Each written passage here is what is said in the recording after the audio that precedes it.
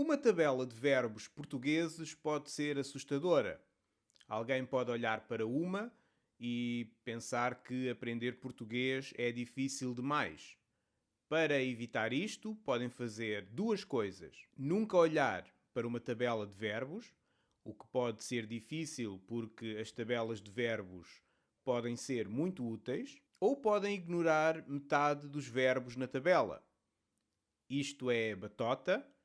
É muito melhor aprenderem todos os tempos verbais, mas se o vosso objetivo principal é só comunicarem em português, compreenderem o que vos dizem e serem compreendidos, é verdade que alguns verbos não são realmente necessários. Isto não quer dizer que nunca os vão encontrar. Para lerem um livro em português, por exemplo, têm de saber todos estes tempos verbais. Mas se não é esse o vosso principal objetivo a curto prazo, podem ignorar alguns tempos. O futuro. O João cantará amanhã. É substituído pelo verbo ir mais infinitivo ou só pelo presente. O João vai cantar amanhã. O João canta amanhã. O condicional. O João cantaria amanhã, mas não pode. É substituído pelo imperfeito. O João cantava amanhã, mas não pode. O pretérito mais que perfeito. O João cantara. É substituído por um tempo composto.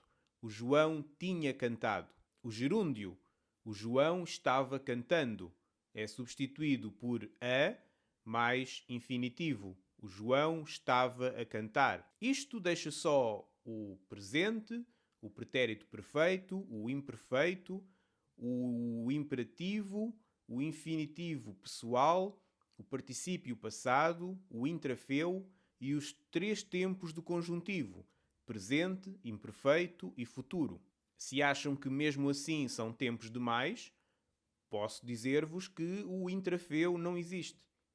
Inventei-o. Sentem-se mais aliviados?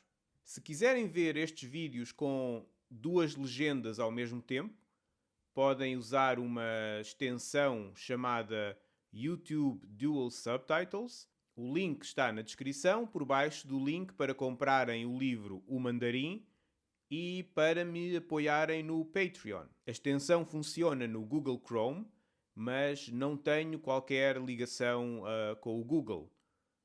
Além do facto de estar a publicar estes vídeos numa plataforma que pertence ao Google e além do facto de o Google poder a qualquer momento enviar alguém para me eliminar.